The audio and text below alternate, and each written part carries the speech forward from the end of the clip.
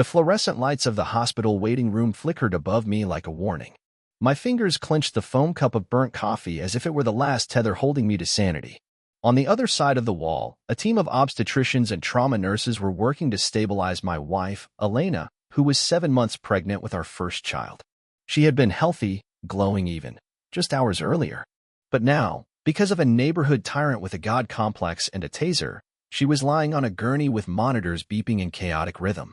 It wasn't supposed to be like this. When we moved to Silverwood Ridge, a high-end suburb nestled between the pine-draped hills of Colorado, I thought I was buying peace.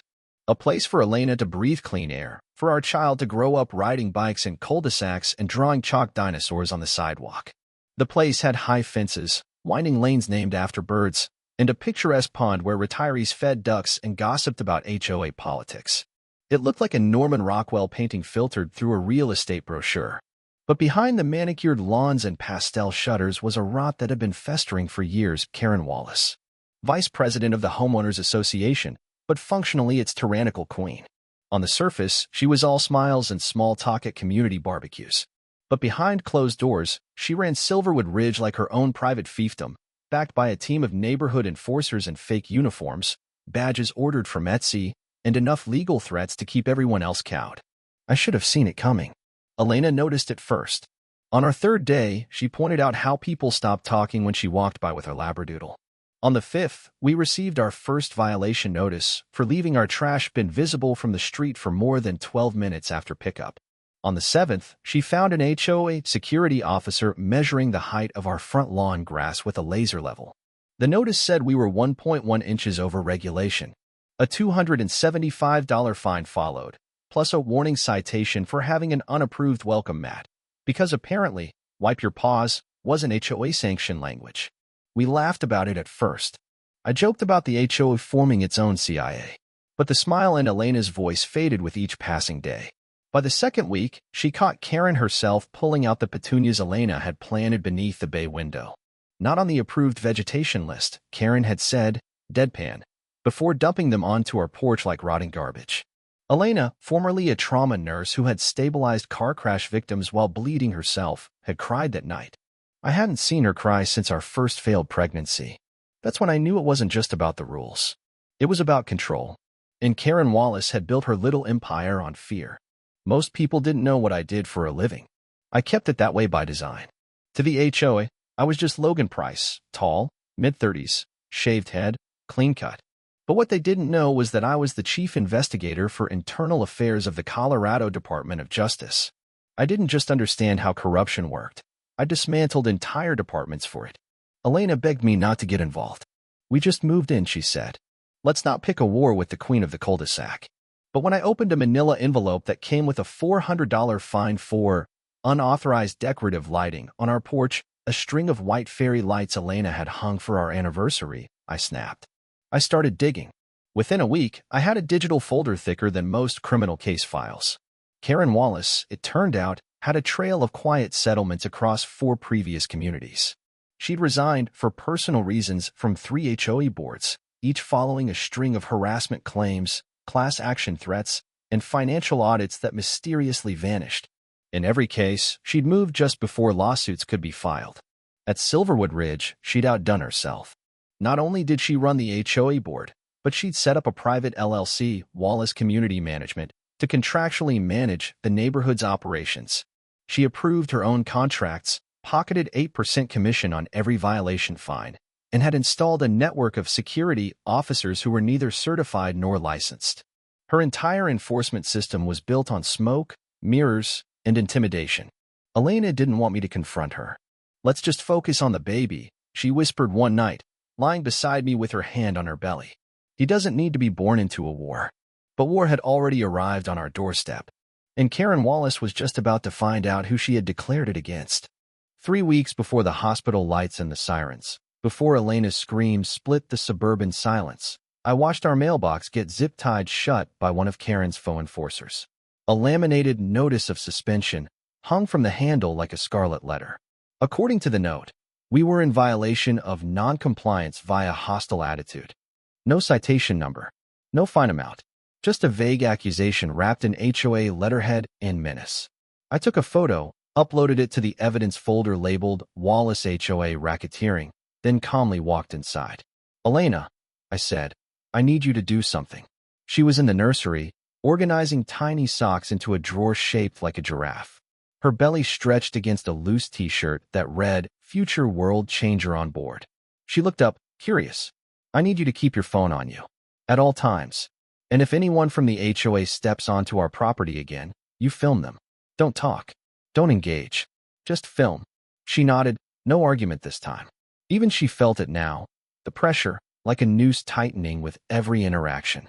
That afternoon, she filmed Karen herself slipping into our yard, lifting the trash bin lid like a health inspector on a bad day. Then she filmed Karen placing another violation notice, this time for unapproved lawn gnome placement. We didn't own a lawn gnome. The video captured Karen's expression, stone cold, calculated, and her security team trailing behind like lapdogs in ill-fitting uniforms. Elena didn't speak. She didn't need to. The camera spoke volumes. I sent the footage directly to my encrypted server. Then I picked up the phone and filed the first of 3 formal complaints with the County Housing Oversight Board, attaching all supporting documentation. It wasn't just about us anymore. It was about a system weaponized by one woman for personal power. That same night, Karen retaliated. Elena woke up to the sound of a loud bang. Our flowerbed lights had been smashed. The camera at the garage door caught a figure in a hoodie, one of Karen's rent-a-cops, throwing a rock, then sprinting off. No fingerprints. No visible face. But the silhouette and build matched one of the same security officers who'd delivered citations earlier that day. I didn't sleep that night. Instead, I reviewed every HOA bylaw. I highlighted every overreach, every vague clause, every rule that could be challenged in court. And I drafted a 22-page report labeled Preliminary Legal Violations, Wallace HOA. Then came the meeting. Karen called it mandatory, though attendance was optional by the bylaws. Still, half the neighborhood showed up, lured by fear, not curiosity. She ran the meeting like a courtroom, complete with a makeshift gavel and a projector showing her list of infractions, most of which were handpicked to shame specific residents. Elena stood up to speak during the open forum. Her voice was steady, clear. According to Bylaw 4.2, all residents are entitled to 2 minutes to voice concerns. We have been targeted. Karen cut her off. "Sit down. Your time is revoked. You're out of order." The room froze. Elena placed both hands on her belly and said quietly, "That's not how this works." 2 security guards moved toward her. And that's when I stood. I wasn't in uniform. I didn't need to be. I opened my coat just wide enough for the badge clipped to my belt to catch the light. Every eye in the room shifted. The guard stopped mid-step. "Ms. Wallace," I said, "if your security touches my wife, I will have them arrested for assault." Karen's smile faltered, then returned, tighter, colder. "Your profession doesn't excuse you from HOA policy, Mr. Price." "No," I said, "but it does make me uniquely qualified to recognize an abuse of power when I see it." We left the meeting to a chorus of murmurs. As we stepped into the parking lot, a woman in her 70s whispered to Elena, "Be careful." She made the last couple who challenged her move out. Their fence mysteriously caught fire. That was the turning point. The next 48 hours escalated fast. We received 5 citations in one day. Noise violations, unauthorized garden lights, unauthorized furniture.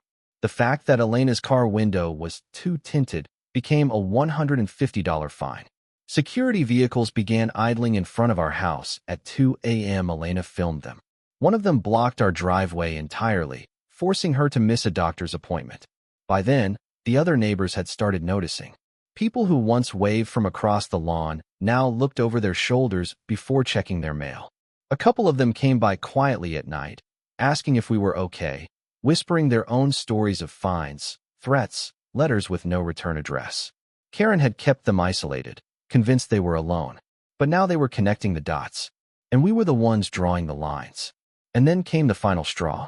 I was deep in a case, coordinating a statewide sting on a police corruption ring, when Elena called me in a panic. Her voice was tight but defiant. "Karen and her security team are measuring our grass again. They're on the property. I'm filming it." I told her to stay inside. She didn't. "I'm not letting her intimidate us anymore," she said. "She can't keep getting away with this." Before I could respond, she had stepped outside. I kept the line open. What happened next is seared into memory. Karen's shrill voice claiming our grass was 1.2 inches too tall. Elena asking her to leave. Karen refusing. Elena insisting it was private property. And then, Karen shouting, a crackling sound, and Elena's scream. I was 3 minutes away when I heard it. Just 3 minutes. I hit the sirens. Blew every stop sign. My car tires screamed as I flew into the neighborhood. And then I saw it. Elena collapsed on the lawn, clutching her stomach, her face twisted in pain. Karen stood over her, a taser in hand. 2 security guards frozen beside her like statues, unsure whose orders to follow now. Everything after that moved both fast and slow. Badge flashing. Backup arriving. Karen's face turning from smug to pale. Her weapon bagged. Witnesses questioned. A phone seized. Elena stabilized. And me, kneeling in the grass beside the woman I loved, whispering through gritted teeth. You picked the wrong family, Karen. The ambulance doors slammed shut behind me with a hydraulic hiss, sealing us in a rolling sanctuary of panic and professionalism. Elena lay strapped to a gurney, her hand gripping mine so tightly I could feel the imprint of her wedding ring against my skin. Her face, usually so composed, now oscillated between pain and defiance. Her jaw clenched with every contraction like spasm. But her eyes, God, her eyes, remained fixed on the fetal monitor, watching for the rhythmic proof that our son was still holding on.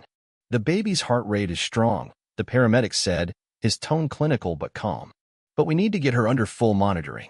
She sustained electrical trauma and a potential fall-related injury.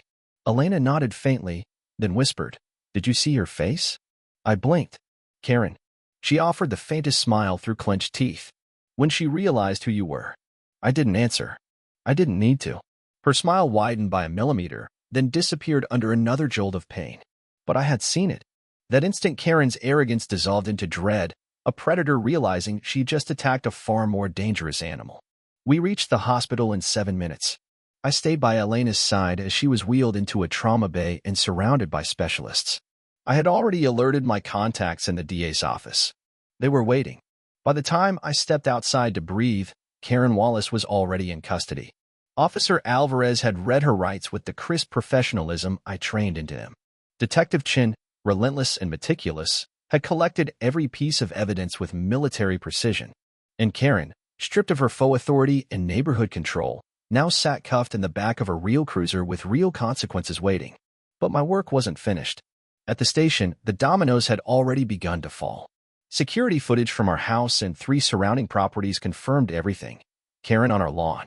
The verbal exchange. The use of the taser. The fall. Her blatant lie claiming self-defense.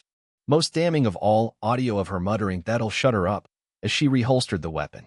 The taser itself was a Model X3, designed for law enforcement only and outlawed for civilian use in Colorado. The serial number had been filed off. I pulled the HOA contract records next. Buried in the fine print of their management documents was a subcontract to a company named Valence Community Operations LLC. On paper, it looked like a third-party enforcement group. But a few keystrokes later, I confirmed what I suspected. Karen Wallace owned it outright. It was a shell. A mask she wore to claim impartial enforcement, while pocketing thousands in violation fines and hiring private security under false credentials. It was bigger than assault. It was a criminal enterprise. And people were starting to talk. That night, I received 3 anonymous emails, residents too scared to speak openly, each sharing near-identical stories of intimidation, false citations, even property damage. One couple claimed their dog had disappeared days after filing a formal complaint. Another provided bank records showing suspicious maintenance fees billed directly from Valence. I organized everything into a formal case file titled Operation Iron Ivy. The name came from the creeping control Karen had threaded through this community, like ivy wrapping around a house, charming from afar, but suffocating anything it touched. The next morning, the local news broke the story. HOA vice president arrested after tasing pregnant resident, victim's husband is state internal affairs chief. The headline hit every major network by noon. Karen Wallace, once the unshakable force of Silverwood Ridge, had become a household name, not as a protector of property values, but as a symbol of unchecked suburban tyranny. The aftermath moved quickly. The HOA board resigned en masse. 3 of them admitted they had never read the bylaws they were enforcing. Karen's personal bank accounts were frozen. A forensic audit revealed over $140,000 misappropriated through fake fines, security fees, and fake repair charges. Valence Community Operations was dissolved, and its contractors exposed for lacking proper security licenses in 3 states. The county attorney opened an investigation into fraudulent management practices across every HOA Karen had previously been associated with. And Elena? She was recovering. Our son, Liam Price, remained healthy, stubbornly active in her belly, as if defying every ounce of trauma that had tried to crush his arrival. But Elena had changed. No longer just a nurse or mother-to-be, she became the face of reform. In the weeks that followed, she helped lead community meetings, not with rules and glares, but with compassion and structure. The HOA was restructured. Regulations reduced from a 200-page bureaucratic Bible to a clear, 30-page code focused on safety and neighborly respect. She even formed the Silverwood Welcome Committee, delivering gift baskets and garden starter kits to new residents, including hydrangeas, yes, the same kind Karen once pulled out by the roots. As for Karen Wallace, she accepted a plea deal. 18 months for felony assault. Additional charges pending related to financial fraud, operating an unlicensed security firm, and evidence tampering. But her empire, her kingdom of citations, fear, and silence was gone. Wiped away by one mistake, tossing the wrong woman. More precisely, tossing the wife of the one man who'd built his career tearing down corrupt systems. I never wanted a war. But when Karen brought it to our lawn, I made sure she knew what happened when someone fought dirty and lost to someone who fights by the book. 6 months after that chaotic evening, the one with sirens and bright blue gloves, legal statements and camera flashes, Silverwood Ridge didn't just feel different. It was different. Gone were the intimidation patrols, the violation slips masquerading as law, the weaponized bylaws enforced like they were divine commandments. In their place bloomed something quiet, but stronger, community. And oddly enough, it all started on a Saturday morning with a folding table, a basket of muffins, and a handwritten sign in purple marker that read, "Welcome to Silverwood. Real neighbors, real respect." Elena stood behind the table, radiant despite the subtle fatigue motherhood layered beneath her smile. Our son, Liam, barely 2 weeks old, rested in a sling across her chest. His tiny fingers occasionally clutched at her hoodie string like he was still trying to hold on to the world he'd fought his way into. The HOA had been dismantled and rebuilt, this time by a democratic vote. Not a silent power grab, not a board filled with Karen's loyalists. The new structure was simpler, tighter, with a board of 5 residents and rotating volunteers. Elena was offered the presidency. She declined. "I'm not here to rule," she said during the first meeting, her voice steady and clear. "I'm here to rebuild trust. That doesn't start with a title." Instead, she led the Community Outreach Committee, a role that felt less like politics and more like what she had always been best at, care. She created pamphlets clarifying the updated regulations, built a digital form for anonymous feedback, and more importantly, she listened. Hydrangeas now dotted yards across Silverwood like quiet flags of resistance and recovery. But the story didn't end within our neighborhood's trimmed hedges and repaved sidewalks. Because what happened to Elena, what Karen Wallace had done, struck a chord far beyond our zip code. 3 weeks after Karen's arrest, my office was inundated with emails from other communities. Victims of similar HOA tyrants, of enforcement boards that operated with impunity, of residents fined into silence or driven to sell their homes in fear. The cases were eerily similar: vague citations, selective punishment, fines funneled into shadowy management companies. And in the middle of it all, people like Karen, who wore a smile while they weaponized structure. It was systemic. And worse, legal loopholes made it easy. I forwarded every credible case to the State Housing Oversight Committee. Then I assembled a task force, half legal minds, half former victims, and one relentless data analyst, tasked with building a legislative framework that could finally bring oversight to these unregulated microgovernments. Elena called it the Front Yard Bill. It was catchy, and it stuck. The bill focused on 5 key reforms. Independent audits required for all HOA financials. Certification for security personnel with clear disqualification clauses. Resident Bill of Rights mandating transparent dispute procedures. Severe criminal penalties for tampering with home surveillance footage. Limits on fines, capping them as a percentage of property tax value. At the public hearing, Elena stood before the state assembly with Liam in her arms and her taser scar still faintly visible along her left wrist. "This isn't about grass height," she said, her voice echoing through the chamber. It's about unchecked authority. It's about the illusion of community being used to control it. And if a system can be abused, it will be, unless we change the system. The bill passed the House 92-8. By summer, Colorado became the first state to implement mandatory HOA accountability standards. Other states followed. Karen Wallace had inadvertently become a symbol, not of governance, but of what happens when someone believes they're above the law simply because they hold a clipboard and a self-appointed title. Her trial for financial misconduct began in July. This time, she faced a real judge. No gavel in her hand. No security flanking her like toy soldiers. Just a long list of charges and a courtroom filled with witnesses who no longer feared her glare. She pled guilty to felony assault with a restricted weapon, wire fraud, illegal operation of a security entity, harassment and civil rights violations. Her sentence, 18 months behind bars, 5 years probation, and a lifetime ban from serving on any HOA board or housing management company. No private cul-de-sac could shield her now. Back in Silverwood, Elena stood beside our mailbox, yes, the same one Karen had zip-tied shut, and handed a welcome basket to a young couple who just moved in. "You'll find a neighborhood map in there," she said warmly. "And no, we don't fine you for gnomes, flags, or flower choices. Just be kind. That's the rule that matters." The woman smiled. "Wait, are you the one from the news?" Elena laughed, brushing Liam's hair gently. "Unfortunately, yes." The man looked toward our house. "Must have been hell." Elena nodded. "It was. But sometimes, hell is the only place arrogant people build their empires. And sometimes, they burn down from the inside out." They left smiling. And I watched her from the porch, wondering if she knew just how much had changed because she refused to stay silent. Elena never wanted to be a leader. She just wanted to plant flowers and raise our son in peace. But when injustice knocked on our door, she didn't hide. She stood her ground, pregnant, unarmed, and fearless. And when Karen Wallace raised her weapon, she exposed everything that was wrong with power unchecked. All it took was one woman in a quiet neighborhood to remind the world that silence doesn't equal submission. And justice? Sometimes it begins in a front yard and echoes across a nation. 5 years had passed since the sirens, the taser, and the courtroom lights.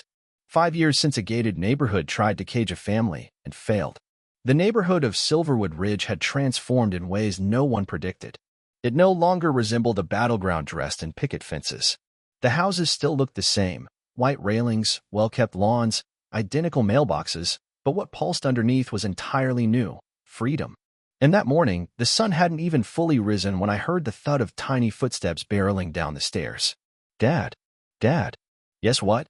came a voice filled with the kind of urgency only a 6-year-old can generate before breakfast. I smiled without looking up from my coffee. "Let me guess. You've decided to become a dinosaur again."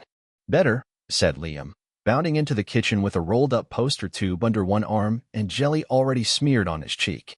"I finished my history project. It's about Mom." I turned, now fully alert. "Oh." He nodded, climbing up onto the counter stool like it was a throne. "Miss Franklin said we could pick a person who changed something big. Everyone else picked presidents or inventors. I picked Mom." He unrolled a trifold presentation board with all the messy glory of a child raised on glitter glue and bold fonts. But at the center of the board, beneath hand-drawn stars and cutout headlines, was a photo of Elena holding Liam as a newborn, standing on the steps of the state capitol. "The Front Yard Law: How My Mom Helped Stop the HOA Bullies." The title made me chuckle and wince at the same time. The subtitle, likely his read. "And How My Dad Helped Too, but Mom was cooler." He pointed to a part of the board with a diagram. "See, this is the old HOA pyramid, and here's the new circle one Mom made. Nobody's on top anymore. Everyone helps." I nodded, throat tight. "You explained it well, buddy." She said I might get to talk about it at the assembly. "Can Mom come too?" "She wouldn't miss it," I said. "But you're gonna have to help her carry the muffins again." That evening, Elena returned from her shift at the community clinic. She still wore her blue volunteer vest, a laminated name badge clipped crooked to her chest, but her hands were now mostly used for care, not resistance. When Liam showed her the board, she froze. Not out of pride. Elena had never chased spotlights, but because memories have weight, and even 5 years couldn't wash away the fear of hearing your own scream in an ambulance. She hugged him, tighter than usual. And then, in the kitchen where she'd once cried over a flower bed and a notice slip, she said quietly, "Thank you for remembering the hard parts too." Silverwood had built a tradition since the reform. Every spring, the community planted hydrangeas in the public roundabout, once the site of HOA surveillance cameras and HoaKaren's command post. Now it held a bronze plaque set into the stonework. This community stands not for control, but for care, dedicated to those who stood their ground when it mattered. Karen Wallace had served her time. She was released after 14 months on good behavior, moved out of state, and disappeared from public view. Occasionally, her name resurfaced in discussions on HOA reform conferences, always cited as a cautionary tale. Never as a leader again. The front yard law had since been adopted in 8 other states. HOAs were no longer exempt from scrutiny. And as for Elena? She became a guest lecturer for neighborhood mediation programs. She never mentioned the taser or the screams, but she taught conflict resolution better than anyone I knew, because she understood, firsthand, what unchecked power could do to an ordinary life. One morning, a young woman knocked on our door. She held a baby on one hip and a clipboard in her other hand. "Hi, I just moved into Rosemary Lane," she said nervously. "I heard you helped stop everything." Elena smiled, welcomed her in, and handed her a small potted hydrangea. "Plant this," she said, "wherever you want. That's the point now." Later that week, Liam stood on the stage of his school auditorium. His voice shook at first, but then he lifted his head and said clearly, "My mom didn't fight with fists. She fought with truth. And she showed our town that the strongest people don't want power, they want peace." There wasn't a dry eye in the room, not even mine. And in that moment, beneath the painted backdrop of suburban houses and sunshine, I realized something. We hadn't just reclaimed our yard. We'd reclaimed the meaning of community. Forever.